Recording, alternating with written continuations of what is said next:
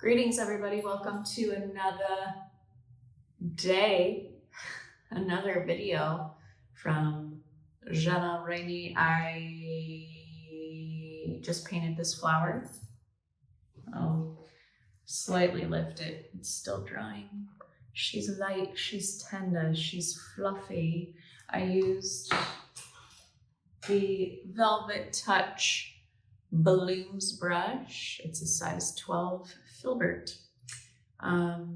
Me and Princeton collaborated on making this brush and I love it. I'll link to it.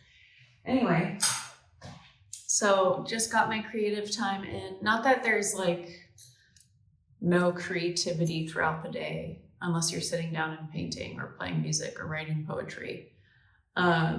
It's just, there's art that comes out of this specific use of creative time. I was thinking about that, about using our creativity in everyday life thingy-dingies, like in the way we communicate, the way we tell our stories, the way we get our point across, or the way we listen to people, what we notice on our walks and how it helps us become more present in our life, how we radiate our energy and our joy and how that impacts the people around us and maybe puts a smile on somebody's face who was having a not so great morning until you came into their field. And how that expression, how it takes on so many different forms and functions throughout our day, and how really the key ingredient to making art out of your life or everyday life things, like the art of doing the dishes, maybe putting on a great song that you haven't heard in a while that gets you tapping your feet, tinkling your toes, or humming along, just to like put you in the present moment and to stop worrying about things while you're doing the dishes. Instead of worry, you get to tap your toes and hum along to a song you love that you haven't heard in a while. Or how, like I said, we could smile at somebody who maybe hasn't seen a smile today yet. And that could really create a ripple effect and an impact in their day. The importance of cultivating those small things, those small, seemingly small ingredients, like being more mindful or more present in everything that you do, even the really simple, mundane things. That's something that I've been learning or going through recently, is just like how easily I get bored with myself, and trying to develop the discipline to continue to sit in stillness or the boredom or the whatever, despite it being boring, and not trying to fix the boredom and just trying to sit with it so that I can enjoy peace and quiet more, enjoy more time with myself, enjoy just looking out the window at the beautiful scenery and listening to the birds. I think obviously with how fast-paced everything is in our lives these days, with so much access to information, with our mobile devices and access to, the amount of notifications that renew every single day, from text messages from friends, DMs, emails, news that's been unread or whatever. This is why I don't check the news. I don't watch the news. I don't have any sort of pinging notification on my phone. I will not be accessible unless I choose to be accessible. So my phone is always on do not disturb or airplane mode, and I don't have any of the push notifications things on my phone because we're already overloaded. We're already overstimulated with our own thought life. So why add the chaos? Anyway, all that to say, what was I saying actually? Why was I saying that? It's really difficult to stay grounded in the present moment if you're literally just like looking at a tree or marveling at the beautiful world around you, scenery, whether it's like an ocean that you're by or, you know, whatever. It can be difficult to just like dig deep into that present moment and just kind of like wander around with your thoughts, not in a worry way, but in a like, what am I working through? What am I being shown? What is maybe being delivered to me from some sort of higher power or higher self, whatever you want to call it, that has been trying to find me probably for a very long time. However, it's very difficult to tune in or deliver the message because I'm running around like a chicken with its head cut off all the time, trying to get stuff done, trying to be productive and do all the things and text all the people back, call your mom back, call that friend who you've been meaning to call for a long time, answer those emails. Make sure you're productive today. Make sure you've done the laundry and the dishes and the meal prep and you've...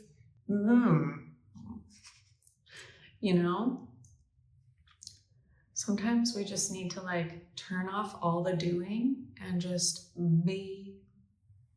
You know what I'm saying? It's true though. It sounds very simple or cheesy or cringy or whatever it sounds like, but it's just friggin' true. And it gets more and more true as the days go on, as we continue to allow ourselves to be bombarded by the list of to-dos and the pinging of notifications. So my encouragement to you is to, if you don't do this already, maybe if you need to start somewhere and you are like, but what if my son needs to get a hold of me? Or what if my mom calls? Or what if this friend needs something from me? Whatever. Maybe just decide the night before or make up in your mind a time in your day that's like really precious and sacred that you can give to yourself, where you either turn your phone off or on do not disturb or airplane mode, whatever, and you just sit with yourself. You sit with yourself and you can paint, but no screens involved. No screens involved. This doesn't mean that every time you paint, you can't have a screen involved looking on for reference photos or whatever, but simply just paint because it's fun, because it is, and allow yourself to really nurture that part of your creativity too, of the enjoyment of the process, because it's so outcome based. Everything that we do is literally so outcome based. Have one painting, gosh darn it, in your life, or one painting a week, gosh darn it, where you're not concerned about the outcome, where you're just simply training your brain and your body to get comfortable with just enjoying the process, enjoying the moment, enjoying the silence, enjoying the birds chirping and looking at some sort of scenery that doesn't change, sitting on a park bench and letting the sun fall on your face for more than 30 seconds before you check your phone, and allowing yourself to close your eyes, absorb that moment, listen to the birds, maybe hear the distant kids at the park screaming and laughing, thinking back to that one fond memory that it brings up for you when you were a kid, going there, allowing yourself to feel, allowing yourself to get back into that place and to see where it goes from there. You know, we don't really allow ourselves to do that anymore. Like, people used to be so bored, or, you know, okay with being so bored. What did people do before we had all of this information and all of this technology? You know, they got really good at their craft. I'll tell you that. I'll tell you what. And they probably went for really long walks, and they probably thought a lot. They probably did a lot of really deep thinking, because that's what silence does. If you get comfortable with it, it's hard because, like, again, our brain is trained to be like, bloop, bloop, bloop, bloop, bloop, on to the next, on to the next, on to the next.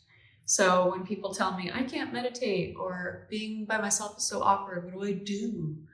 You have to develop that. you have to redevelop that. You have to be trained. I mean, we all were like that when we were babies, not that we were having these deep philosophical thoughts when we were baby children. But you didn't have a phone when you were a child. Well, depends on how old you are and what your parents were like.